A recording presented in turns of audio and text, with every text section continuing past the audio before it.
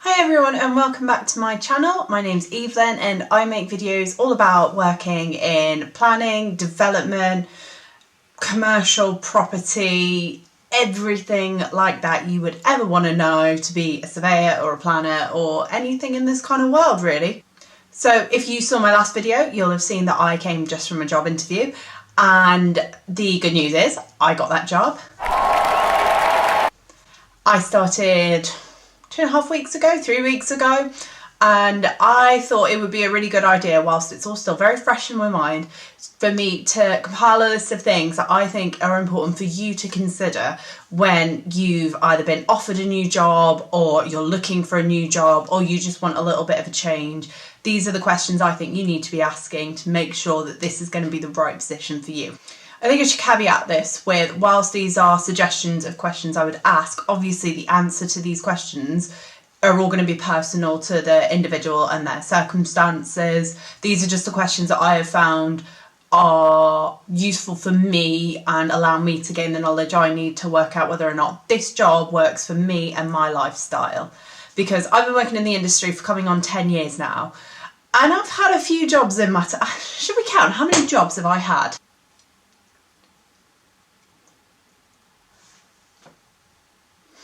This is job number 7, but to be fair, one of those jobs I had to leave because I relocated from London up to Yorkshire, and another one, they made mass redundancies across the company and they got rid of about 1/3 of their staff, and I was just one of the ones that was cold in that. So, you know, but also I don't think it's a bad thing to leave a job. That's when you get the most pay rises, is by moving from job to job, but I feel like I can hear the boomers screaming at me. And that is not the subject of today's video, is why it's a good idea to job hop. Today is all about what to do when you're looking for a new job. You've been offered a job, yay! Now let's consider what this involves.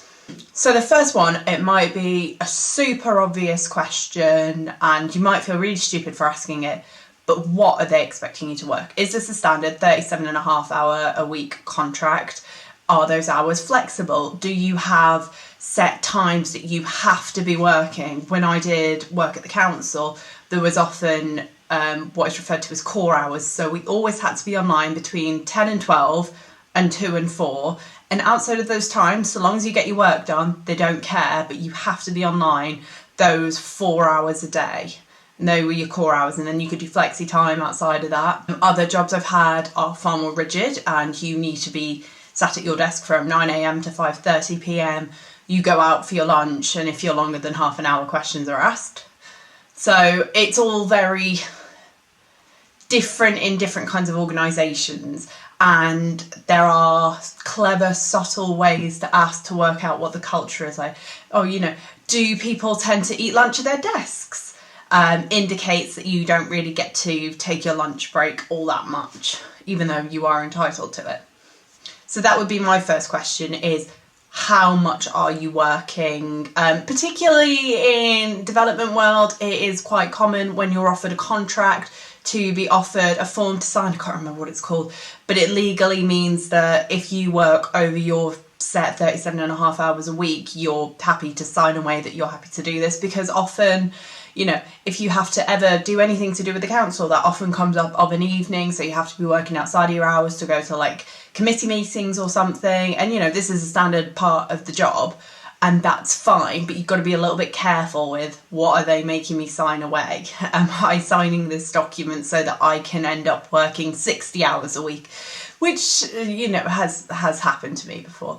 So it's just something to be aware of and really try and get a feel of what that's going to look like when you're at the interview stage or when you're negotiating. So as a follow-on from that, how much are you working? Where are you working? Is this largely an office-based job? Is the office quite well located? I mean, I feel like these are all going to be things that you're working out in the initial scoping out of the job, and you know, if you go for an interview as well, you'll probably go to the place or you'll do it on Teams, I don't know. Do you need to be more flexible? Do you need to have a more remote job? Do you need to be able to be at home a lot more? You know, maybe you have childcare issues that you need to sort out. Maybe you've got a dog that you like to walk at lunchtime or something. Is there going to be the flexibility to do that? Another thing to note is, in this industry, it's really common to have to go on site quite a lot. So I've only been in this job 2.5 weeks and I've already been on site 4 times now. That's not uncommon. And if you need to go on site, how will you get there? Do you have to have access to your own car, or will there be a car provided for you? And therefore, do you have to have a valid driver's license? And if it's your own car, are you able to claim the mileage back? I think these are all quite important questions that often get missed, and you often almost feel embarrassed asking them at an interview because you don't want to be seen to be discussing things like expenses, but it's a genuine valid concern for what a large chunk of your job could be. You need to make sure you're going to be able to do your job properly, and also that they're going to support you in your ability to be able to do your job properly. Another one that I think is quite important, not just in this field but in many fields, are your professional fees paid for you? So in my new job, because it's a kind of quasi-public sector thing, kind of like when I worked at the NHS, unfortunately they only pay one lot of membership fees, but also because it's March. Why did I have to think what month it is? It's my birthday this month. Because it's March, all fees are due at the beginning of the year, so I've already paid my fees for the year, which is a bit annoying because I paid out of my own money. But I am actually able to claim that back from my new job, but they will only pay one of my fees, which is annoying, but the RICS fee is significantly higher than the RTPI fee. So I've claimed that one back. In my old jobs, I've always been able to just claim all of my membership fees, training courses, expenses related to any training, CPD, exams you have to sit. Are these things going to be covered by the company? My partner, for example, he's a doctor. None of his membership fees are paid for. His membership to Royal Colleges, British Medical Association, I'm sure he's a member of something else, so many different acronyms. He has to pay for all that himself. And that's just a part of the doctor's contract. There's no negotiation with that. But if you're not a doctor, then there is usually a way that you can negotiate these kinds of things. There's normally some kind of company policy around it. So just ask, do you get your membership fees paid for? And then that way you can budget that in so that on the 1st of January, when the RICS come knocking and ask for that £560 or whatever, you know that you either need to make sure you've got that in your back pocket, or you just send the invoice straight on to your employer. Now, this probably isn't a question for the interview. This might be a question you could ask the recruiter if it is important to you. It's probably not a deal breaker, but when is payday? So in my new job, payday is the middle of the month. It's the 15th, which is a little bit annoying because I've had to rearrange all of my outgoings around this, and just to make sure that everything now tallies up with a middle of the month payday. By no means a deal breaker, but it's certainly very useful to know.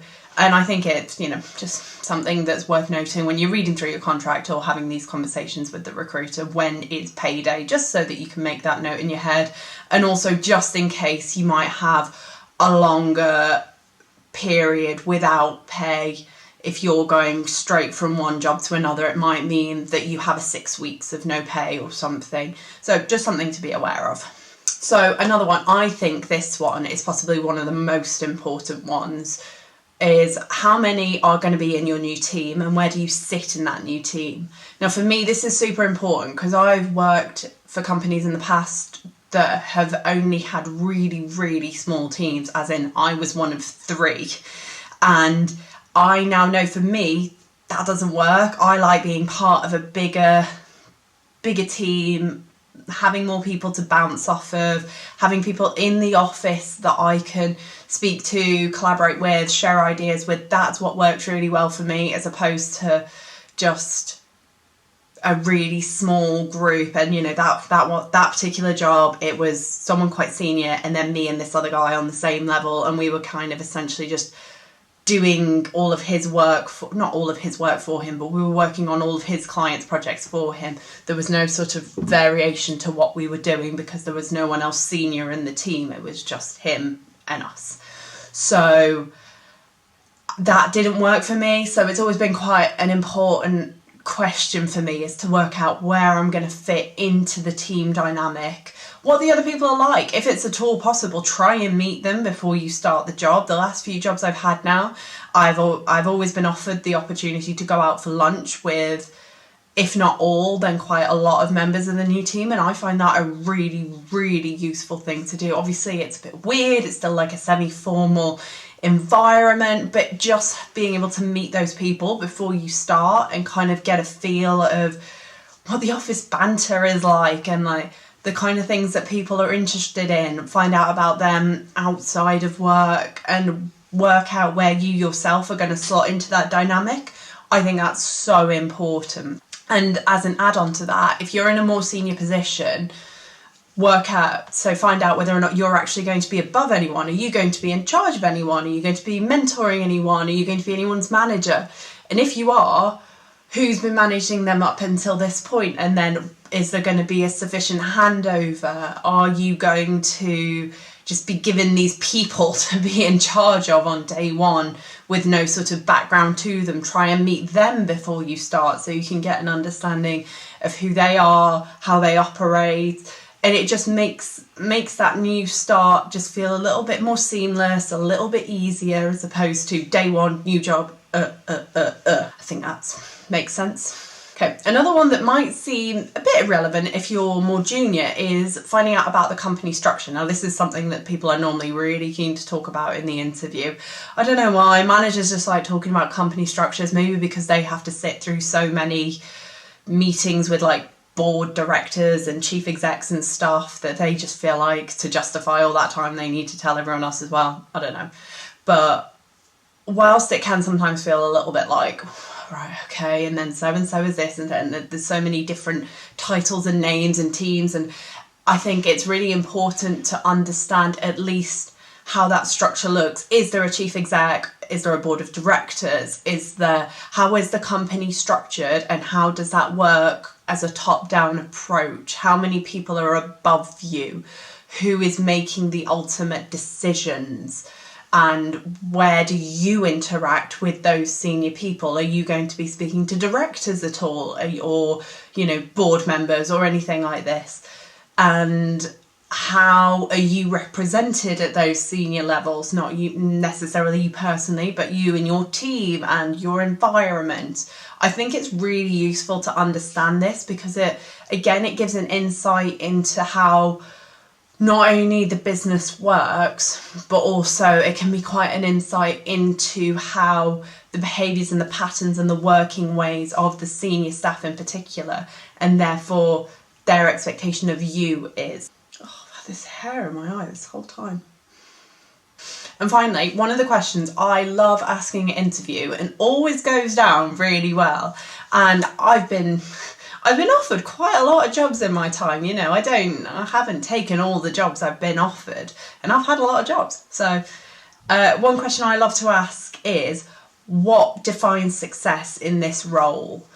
Not only is it great for employers to see that you're thinking about this, but you want to know as well, like, are they expecting within the first 3 months that you will have 6 new clients of your own and you're going to be billing £15,000 a month, which is completely and utterly unrealistic, unless your rates are extortionately high? Or do they foresee you managing longer term projects, so your success is going to be defined on a project basis as opposed to monthly billing? What do they want to see out of you? And what do you need to be prepared for when you go in on day one, that you are going to have to show up and going to have to show this? I think that's probably been the most defining question and answers received I've ever asked in an interview. And like I say, employers love seeing that as well. They love seeing that you go, oh, okay, they're thinking about how they're going to be good in this role. And you can add timescales to it. What do you define as success overall in this role? What would you see as this going well at the 6th month mark, in the 1 year's time? Where is is there a progression plan for if I am doing quite well in this role? Is there the opportunity to progress into the next role? And how do we phase that and manage that? It's just kind of thinking about those bigger questions at that early stage so that you know what you're getting yourself in for. Are you going to walk in on day one and they're going to hand you a massive caseload and say, go? Or are you walking in on day one and there is full induction set up for you and you're able to meet people, get your equipment set up and just, ease yourself into it, feel a little bit more comfortable? Because, I'm not saying one is better than the other. It depends on the kind of person you are and the kind of role you're in and what you want to get out of this job. Asking these kinds of questions allows you to make the most informed decision that you can. The reality is we spend the majority of our waking life at work. So you want to make sure that that is a good environment for you to be in, one that you feel comfortable in and thrive in. And, yes, at the end of the day, it's just doing a job and getting paid each month. But it's a lot of hours you put into work and you want to make sure that it's going to be bearable, tolerable, whatever else. Hopefully some of those questions might have given you a little bit of advice or something to think about, and you might even be able to weed out whether or not this job might be the one for you. Please do let me know if anyone uses these or has any other questions for me about getting jobs. Like I say, I've had a lot of jobs in my time. I've been offered a lot of jobs, been to a lot of interviews. So I like to think that I am quite good at this kind of thing. And please do let me know if you use any of them, and if there's any successes. I'd love to hear that. If someone uses this and lands a job because of my help, that would be wonderful for my ego. Thank you very much for watching. As always, please feel free to either drop me a comment, send me a DM over on Instagram, come find me on TikTok. I love to interact and hear everything from you. And for now, thank you very much for watching, and I will see you next time.